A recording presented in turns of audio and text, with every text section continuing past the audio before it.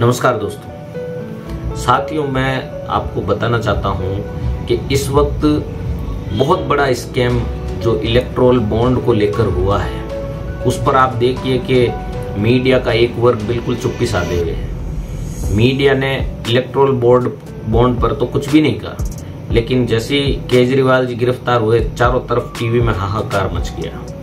Electoral bond इस देश का सबसे बड़ा स्कैम है, सबसे बड़ा स्कैम।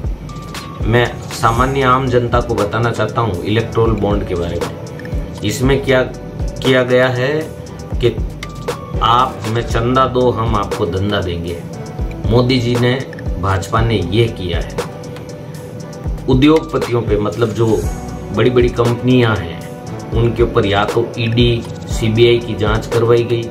जब ईडी सीबीआई उन पे भेजी गई तो उन्होंने मजबूर होकर इलेक्टोरल बॉन्ड के माध्यम से, एसबीआई में इलेक्टोरल बॉन्ड के माध्यम से उन्होंने हजारों करोड़ों का चंदा दिया। आज देश में सबसे अमीर अगर कोई पार्टी है तो वो है भाजपा। ये लोग विकास कार्य कुछ भी नहीं कराते हैं। कभी जीएसटी ले आते हैं, कभी किसान नाराज है, कभी ये क्या करते हैं, कभी महिलाएं प्रताड़ित हो रही है, तो इनसे विकास के कार्य होते नहीं हैं। स्कीमों के नाम चेंज करते रहते हैं। कोई इनोग्रेशन हो चुका है तो उस पर वापस इनोग्रेशन कर देते हैं।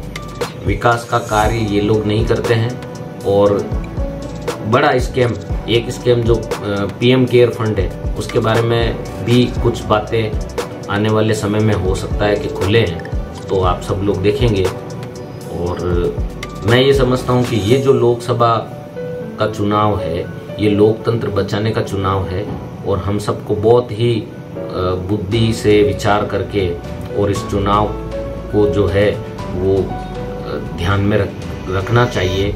और इस बार किसी भी तरह से, कैसे भी हो, भाजपा की सरकार नहीं बननी चाहिए। ये मेरी मार्मिक अपील है। क्योंकि साथियों, अगर भाजपा की सरकार इस बार बन जाती है तो ऐसी संभावना है कि ये लोग संविधान बदल देंगे। लोकतंत्र भी कब तक जीवित रहेगा इसका भी कुछ अता पता नहीं है। इन्होंने पत्रकारों की स्वतंत्रता छीन ली है। इन्होंने जो है, आप देख रहे हैं सोशल मीडिया के माध्यम से किस तरह से झूठ फैलाया जाता है। बार बार एक ही झूठ को बार बार बोला जाता है तो वो सच लगने लगता है। कांग्रेस के खाते इन्होंने जो है वो सीज करवा दिए। कांग्रेस चुनाव कैसे लड़ेगी? कांग्रेस आज देश की सबसे पुरानी पार्टी है, और मजबूत विपक्ष के बगैर कोई भी सत्ताधारी पार्टी जो है वो तानाशाह हो सकती है। इसलिए देश के अंदर एक मजबूत विपक्ष होना जरूरी है। तो इन लोगों ने ऐसी स्थिति कर दी है कि ये आप देख रहे हैं, झारखंड के मुख्यमंत्री को जेल में डाल दिया, आम आदमी पार्टी के मुख्यमंत्री को जेल में डाल दिया। भले बाद में जो है कोर्ट में साबित कुछ हो नहीं हो वो बाद की बात है, लेकिन आज की तारीख में तो इन्होंने ऐसा कर दिया है। और राम मंदिर के नाम पे ये लोग चुनाव जीतने की कोशिश कर रहे हैं।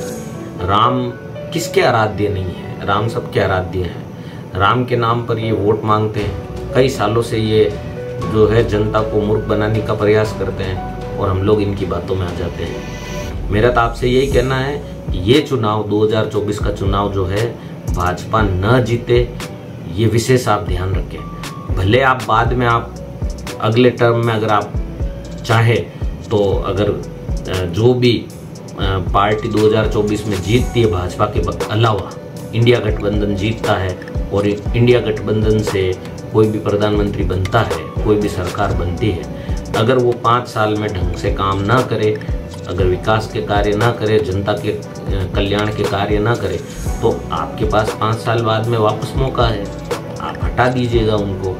लेकिन इस बार तो प्लीज़ मेरी रिक्वेस्ट है, भाजपा की सरकार केंद्र में नहीं बननी चाहिए।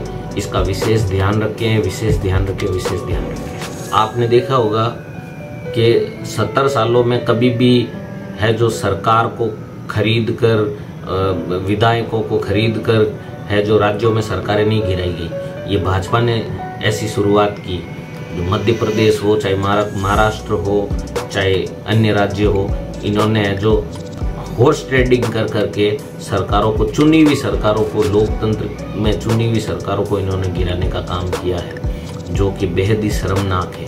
साथ ही स्कैम के मामले में ये लोग नंबर 1 है। इलेक्ट्रोल बॉन्ड सबके सामने है।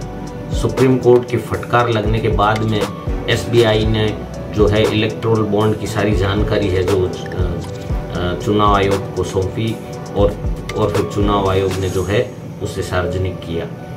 लेकिन साथियों, बहुत सतर्क रहने की ज़रूरत है। ऐसा जनरली कहा जाता है कि 3 तिगाड़ा काम बिगाड़ा। ये तो आपने सुना ही होगा, राजस्थान के आप हैं, तो 3 तिगाड़ा काम बिगाड़ा। तो 2 बार इनको मौका दे दिया मोदी जी को। इन्होंने कहा मुझे सिर्फ 60 महीने दे दो, मुझे सिर्फ 60 महीने दे दो। इन्होंने 60 महीने मांगे थे, आपने इनको 60 महीने और दिए, मतलब 5 साल 10 साल इनको दे दिए। 2 बार इनको प्रधानमंत्री आपने बना दिया, तीसरी बार आप इनको प्रधानमंत्री मत बनने देना, भाजपा को सत्ता में नहीं आने देना। कारण ये है कि आप जानते हैं 3 तिगाड़ा काम बिगाड़ा। इस बार आप है जो इंडिया गठबंधन को मौका दीजिए, जिसमें कांग्रेस और बाकी समस्त पार्टियां हैं, उनको मौका दीजिए। इसी तरह से जो राजस्थान के तमाम लोकसभा क्षेत्रों में कांग्रेस के जो उम्मीदवार खड़े हैं या जो कांग्रेस से गठबंधन करके, जैसे नागौर में RLP से गठबंधन हुआ है, इसी तरह से अन्य जगह पे अगर कोई गठबंधन के प्रत्याशी हैं तो उन्हें भारी से भारी मतों से विजय दिलाएं। जालोर सिरोही में हमारे जो आदरणीय वैभव जी गहलोत प्रत्याशी हैं, उनको भारी मतों से विजय दिलाएं आप। 20 साल हो गए भाजपा आपके जालोर सिरोही में जो सांसद हैं, आप खुद ही देख लीजिए, कोई काम हुआ है क्या? आपका विकास का कार्य हुआ है क्या? नहीं हुआ ना। तो 20 साल में कुछ तो चेंज आप भी चाहेंगे, तो एक बार वैभव जी को मौका दीजिए। आप हमारे जोधपुर लोकसभा क्षेत्र से श्री करण सिंह जी उच्चारड़ा को विजय दिलाएं। पाली लोकसभा क्षेत्र से संगीता जी बेनीवाल को विजय श्री दिलाएं। इसी तरह से तमाम राजस्थान के क्षेत्रों से जो कांग्रेस या कांग्रेस समर्थित प्रत्याशी चुनाव लड़ रहे हैं, उनको भारी से भारी मतों से विजय दिलाएं। यही मेरी आपसे प्रार्थना है। धन्यवाद। जय हिंद।